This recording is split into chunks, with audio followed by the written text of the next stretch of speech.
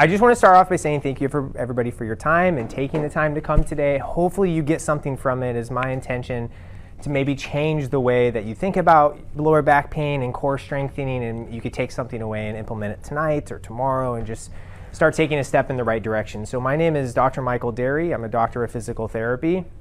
I'm a board certified clinical specialist in orthopedics, and so I specialize in people who have back pain, neck pain, spine pain is kind of what I treat every day. I'm a mobile physical therapist. I have my own company called Revision Health Services, and so I meet people at their home, at the gym, at the workplace, and I really just try to better people's lives in their environment that they're most comfortable in. And so I'm a firm believer that we could do most, if not everything we want to do, taking care of our health-wise in our home if we choose to.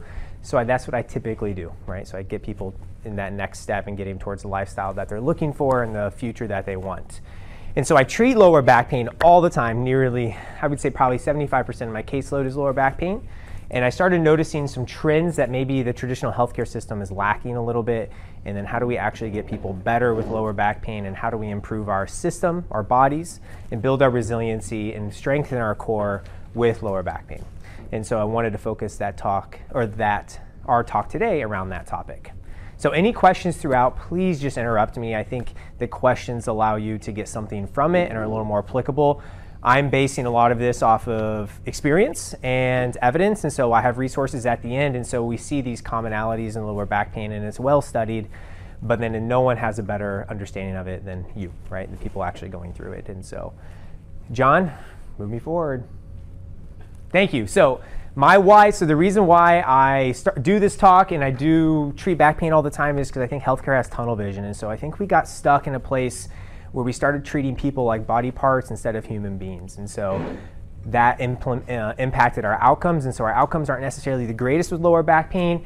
And I really, really want to focus on reframing the way we think about back pain and think about our spine and think about vulnerability and think about frailty and how do we move forward in life despite those things and take a step in the right direction even when you have lower back discomfort. And so typical experience that I hear people having is that, they go to the doctor, they have back pain, and all they do is talk about imaging or medications or other things that are more passive in nature, but not really the things that help move the needle and get you better, because those things that actually get you better for the long term to build your resiliency aren't necessarily reimbursed by health insurance to the full capacity. And so unfortunately, they're just not talked about. And so I'm here to talk about those things, what I've seen people actually do and what they receive to actually get them to where they want to be and how they want to feel. And I'm not saying pain-free, but most of the time we focus around function, right? People see me and see physicians and other people because they have, they're not because they have an achy back, it's because they can't do what they want to do. And so I want to help you guys through that and help people through that. So my why is to achieve sustainable health so we can build resilient human beings. And so resiliency, the definition of that is if something happens, how quickly do you bounce back? We can use a fall for an example, right? As you could tell, I'm sure you guys have all seen people later stages of life have a fall, and it really just takes them down a path that maybe that wouldn't have happened 20, 30 years ago. And so a fall is an example, but like playing with your grandkids or walking your dog, like all of that stuff, we want to be able to do. And so I help people do that. That's what I do all day. So there are things that I've learned about core strengthening and lower back pain that I want to pass on to you guys that I've really seen have a good blend of the evidence, and I also have a good blend of people, what they can actually implement in their life to actually get to where they want to be. Does that make sense? So the 3 C's of lower back pain: common, costly, and complex, or complicated, okay? So when I say common, in that 95% of people in their lifetime have back pain, achiness, stiffness, stuff like that, can range all the way to something more debilitating. I'm sure we've all met people in our lives that have had lower back pain or discomfort. Very, very common. The most common orthopedic condition we can have, and the most commonly treated, and the leading cause of disability. And that leads it to be very costly. We spend billions of dollars on low back pain to improve people's lives and function, but even with all of the advances in tech, treatments, medications, everything, we're still not very good at treating it. So many people have it, and so many people are still limited. Because I think we spent way too long thinking of people of like images and body parts rather than treating the human being. But that's just me, and that's what some of the evidence is showing as well. And there's a lot of gimmicky treatments out there that haven't been regulated or not even loosely evidence-based that people are saying helps with lower back pain. I'll give you an example, like using heat or ice for lower back pain. It can help acutely. It can help in moments that you feel stiff or achy, or a good hot shower or a jacuzzi. Like, all of that actually helps. But does that improve your function and your quality of life? Well, that's hard to say, right? Everybody's different, and it hasn't been proven by evidence, because there is some level of placebo effect, right? If you believe it's going to be really helpful, then more likely it's going to help, right? We've heard of placebo before. That's how that works. And then complex. And so a weak core does not equal lower back pain. And what's worked for someone else may not work for you. We've all heard of, like, man, I had this done and it helped my back and I was able to do more. Than you tried that exact same thing and it may not have the same effect on you. That's because back pain is so different person to person. And that's why when you do, like, another great example is, like, if you have an MRI on a day that you feel awful, and then on the next day you feel a little bit better, let's say morning or afternoon, and you do an MRI in that moment, the actual structures in your back can't change that quickly. There's no change in structure that quick. When you have ebb and flow and pain and there's no change in structure, what's that mean? It means it's not a structure issue, right? It's something else that's related to movement that MRIs and images can't pick up. Sometimes it's a little like, oh yeah, that makes sense, right? When we have our good and bad days, but we take a picture and it'd be exactly the same. It's because you can't see pain on an image.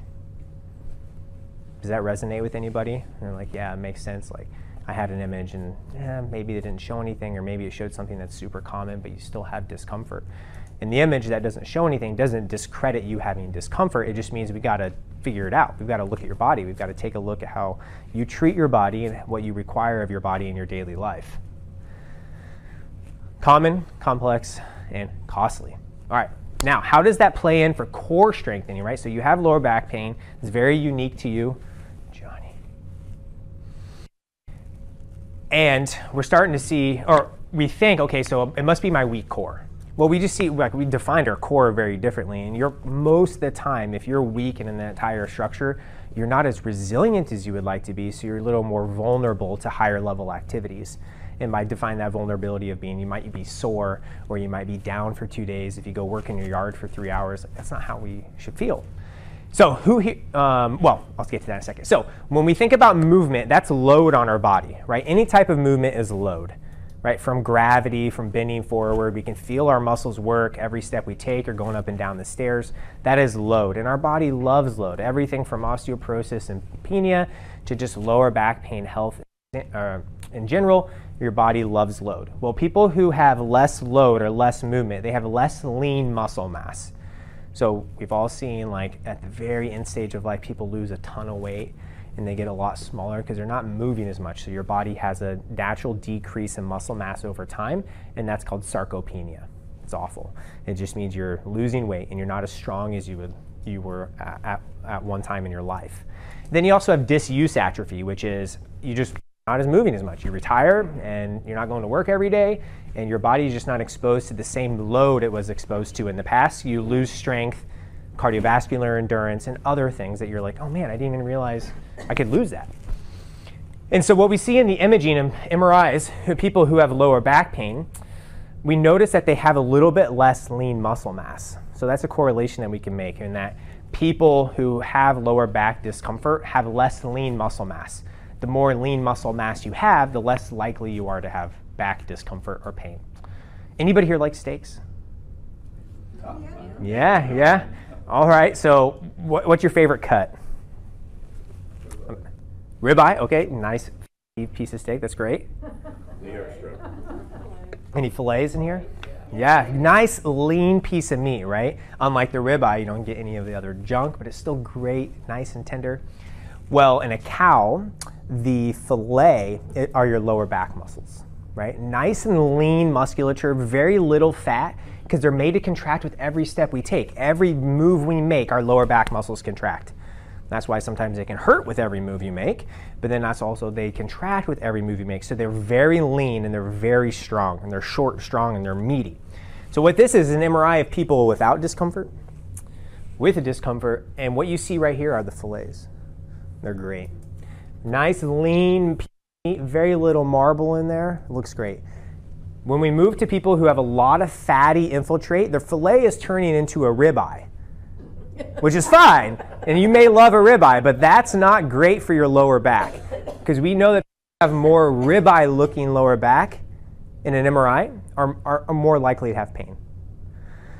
So when we're thinking about core strengthening, again, like if you're seeing this fatty infiltrate into your core and lower back muscles, we've been correlating that with discomfort and pain. And so when I look at individuals' MRIs, I'm like, I can't tell if this person has pain or not, if they have radiating pain down their leg or in their glutes or in their lower back only. I have no idea. But I can tell you that this person maybe isn't as strong as they should be. And if we can move the needle this way, their likelihood for pain goes this way.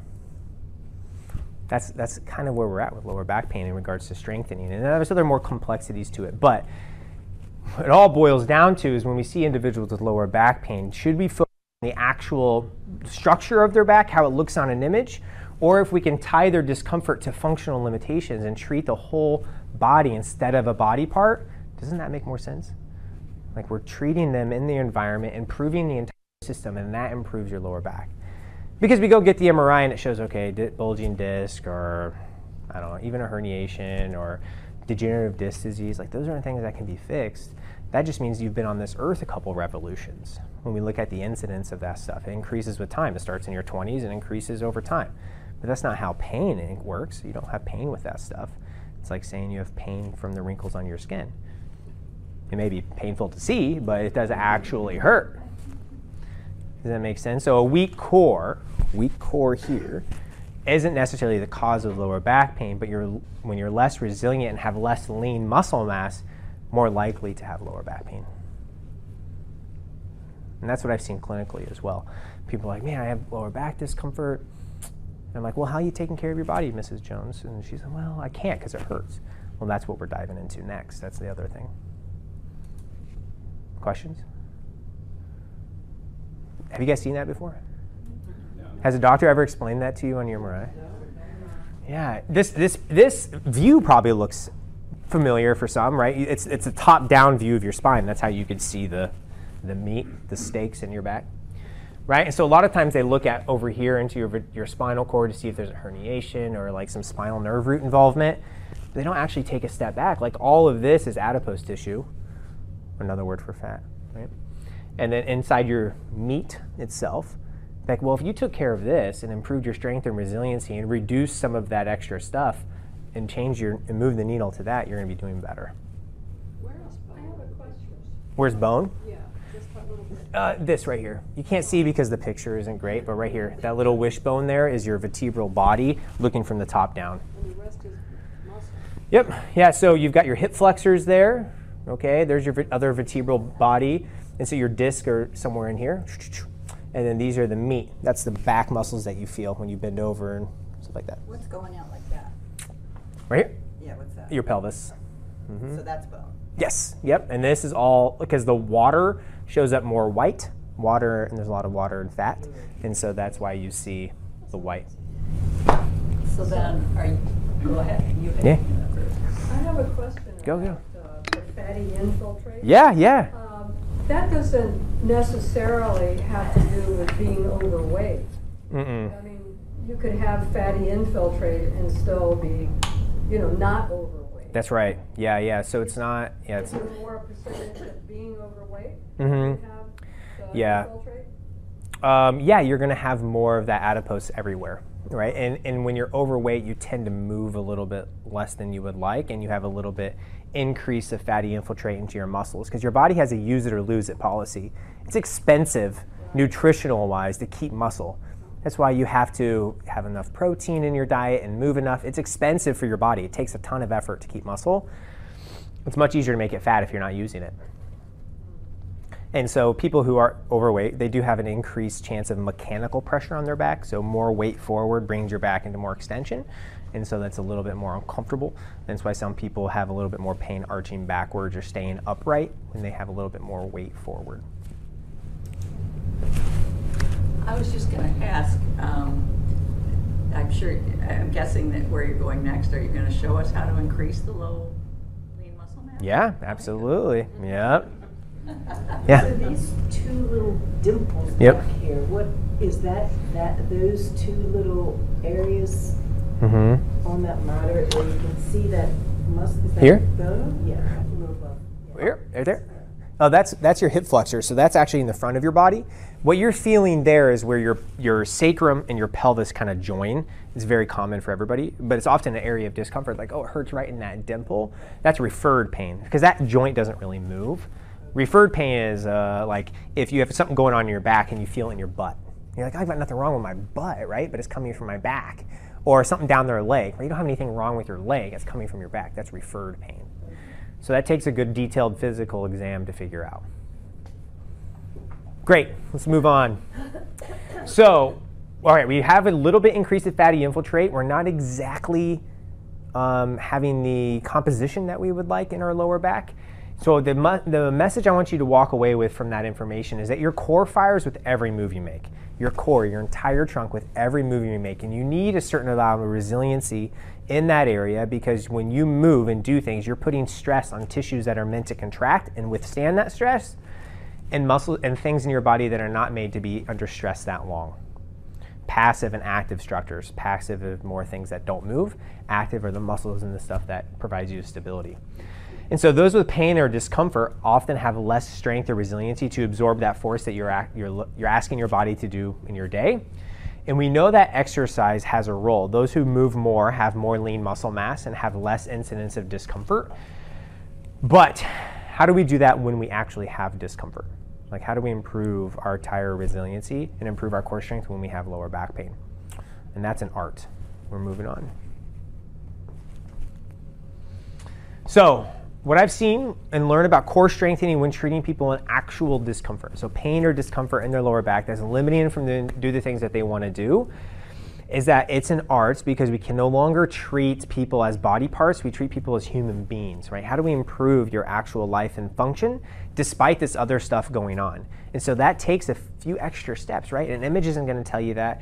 Medication isn't great, because that's not a good long-term strategy, and that's not changing anything. That's just putting a Band-Aid on it for you.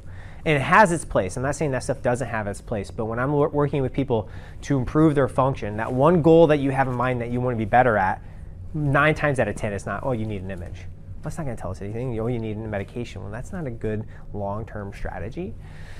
And that we can't see pain, right? And so even when I showed you that image, I don't know if those people have pain or not. I don't know. Even if you've had an image, that doesn't show you like, oh, that hurts. Only 10% of back pain can be identified from an image. Only 10%.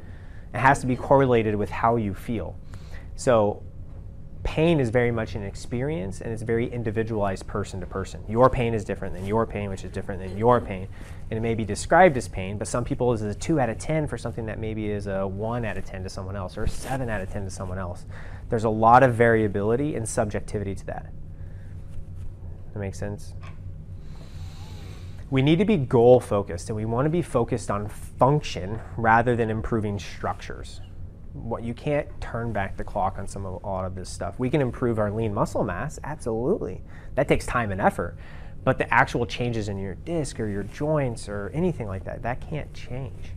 And your body is a wonderful machine that can heal in a lot of areas. But if you go in trying to change parts and treat your body like a car, you're going to run into troubles.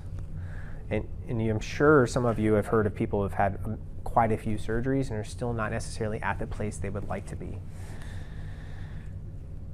And what I've personally learned over time is that, and what the evidence shows as well, is that you are at the center of all of your decision making. Like everything that people do to your body and all of your goals, you should be at the center of it. Because my very first thing I tell clients is that no one knows your body better than you. So don't let someone tell you that they know more about your body than you do. Now, what you know and what I know, we need to bring that together to make sense of what's going on so we can start here and move there, absolutely. But no one knows your pain or discomfort better than you, and that gives us a lot of information to move forward with. So you are at the center of that, and no one knows your body better than you. You lived with it a few years, right? You know what it feels like. You know things that are good for it and not good for it. It's very predictable with some things. Mornings may be worse, or after doing this may be worse.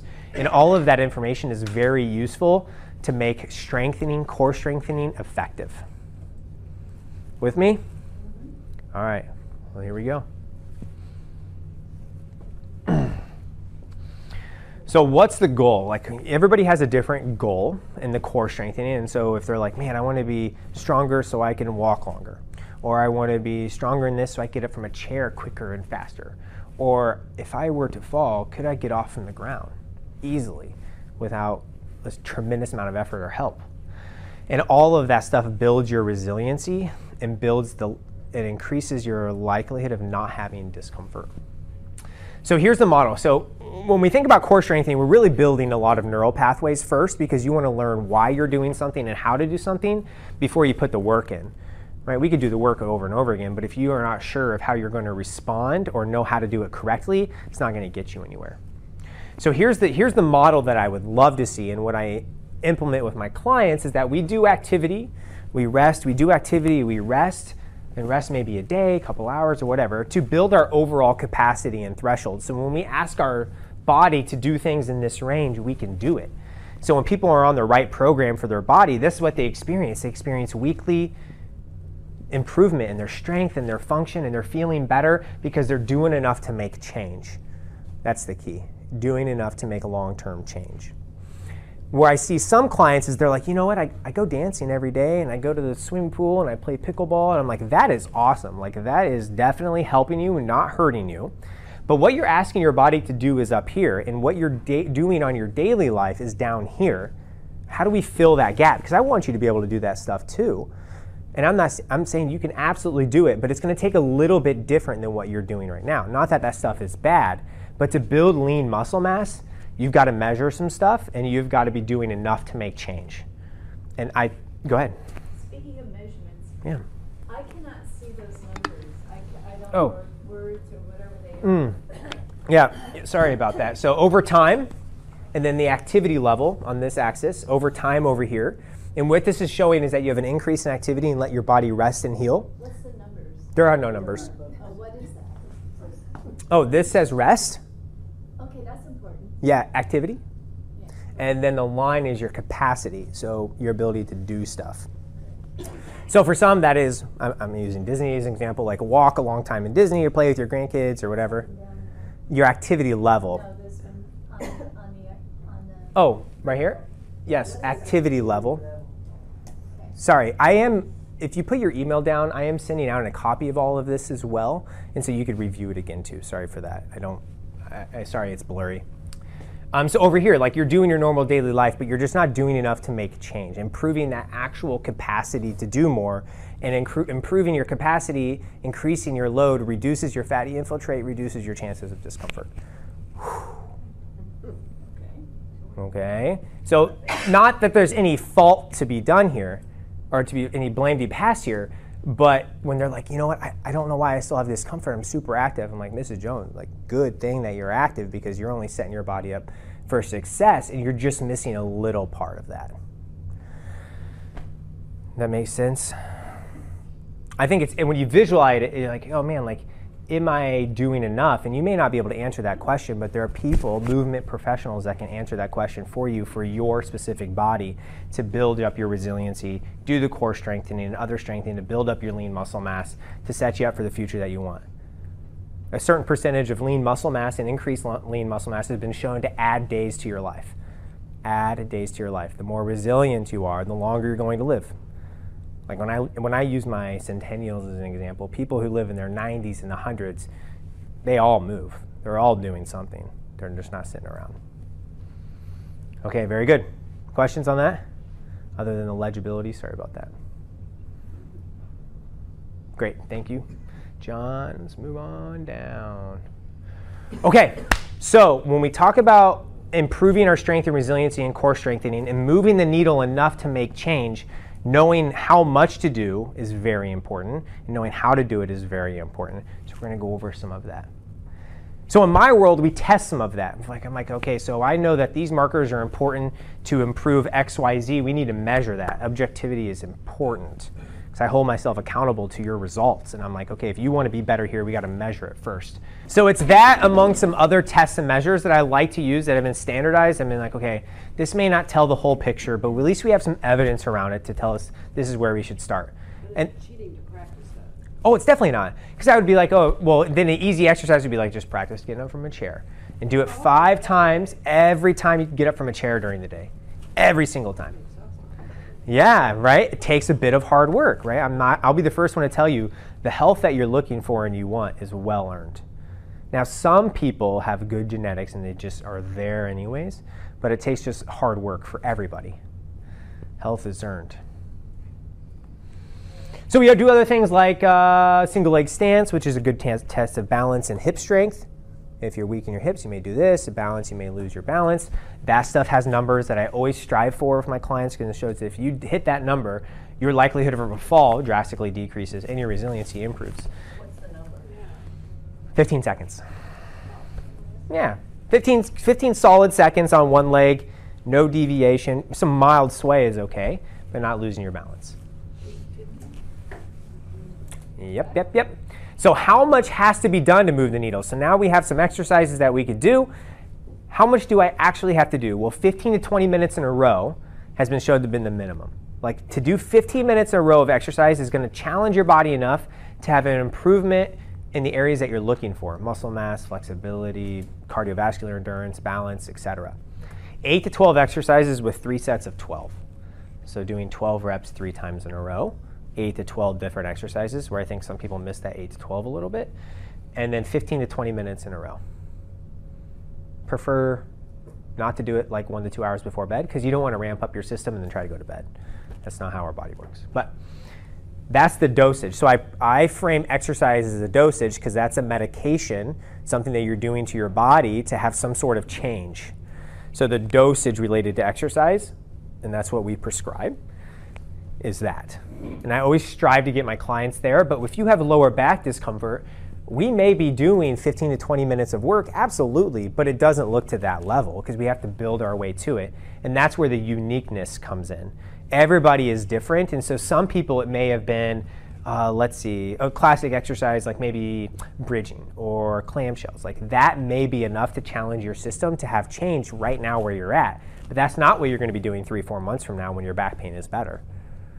So everybody is a little bit unique in that some people start a little earlier, a little lower level exercise, some people a little higher level, and we just don't know until we actually get our hands dirty and look at your body and do some testing to figure out where we need to start. So that's why some people are a little less successful with just doing random stuff they've learned over time, or maybe they go way too far into it and they're super sore and they're like, I'm never doing that again. Right? And so with this, in challenging your body to that level, even if you had other stuff going on like a knee replacement or degenerative disc disease, or you've had back surgery in the past, it's all super safe, but it needs to be done. What is DDD? Anybody? What does DDD stand for? Oh, I was asking if anybody knew that. Degenerative disc disease just means you've been on this earth, right? So our discs lose some fluid and lose some height, lose some resiliency over time. But the only way some of our back structures get nourishment is through movement. I mean, who feels a little stiff and achy after been sitting for a while or first get up in the morning? It's that nourishment that we give it with movement. 15 to 20 minutes, 8 to 12 exercises, 3 sets of 12. And I get pushback on that sometimes, and like, that's just too much. I can't do that right now. Absolutely, that may be where you're at. But in order for me to do my job, and you want this outcome, I'll be there with you, but we're going to be there. And of course, we make it fun. But each exercise is 15 to 20 minutes? No, total. And they can find about 20 minutes. They do. Everybody's different. It's not really commercial. Everybody is different. How about crunches or sit-ups? Is that good for your back, or? Yeah, it's safe. I'd say there was some thought in the past that maybe it wasn't for osteoporosis or something like that, but it's been fine. It's been shown to be fine. And I'm not saying I don't do crunches, but then we're going to flip over and get your back, and then we're going to hit your side muscles, and then we're going to hit these other muscles as well. It's just a small part of the picture. When I do them, I put my legs up on the coffee table. So Yeah. And I felt that was less strain on my back. But is it just as good, or should I be doing the full body with my legs straight out? Yeah, great question. So when your legs are straight out, your back is a little arched. So if anybody just lays straight on their back, they can be a little bit of pressure in the lower back. That's why bending the knees feels more comfortable. And so if I would say, to answer your question, over time of doing enough of the strengthening, your tolerance to laying down with your legs straight will improve. Okay, but I wouldn't say one is better than the other, but what you have found is something that works for your body. So if you're like, that works better for me than this, absolutely, let's do it. And then we're gonna do other things as well.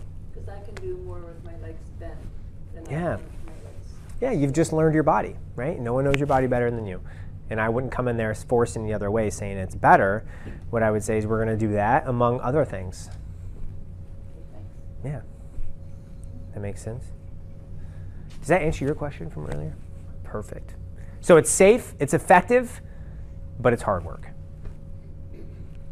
All right, we're moving forward. Oh, we're doing great on time. So to bring it all together, to strengthen your core with lower back pain can be tricky, but it absolutely can be done. And where I see people go wrong is that they don't necessarily know why or what they are doing, and they give up way too soon. And sometimes we just have to take a step back and recognize, okay, I know my body, this is uncomfortable, but my goal is this. Who's out there to help me bridge that gap? Some people have friends that, they want to try their workouts that they've done, or some people have been through other things, but you just got to team up with somebody who's movement-based, and that's where the evidence sits for this stuff, and help you get there. And then you learn what's best for your body, and you carry that on for as long as you need to. But where I position myself as that person to help bridge that gap for you, and then we'll check in 6 months or whatever after you've been active and keeping after your stuff, because your stuff needs to change to build your resiliency and threshold over time. And so we keep you moving forward and towards the lifestyle that you want and the way that you want to feel, and we do it safely and effectively.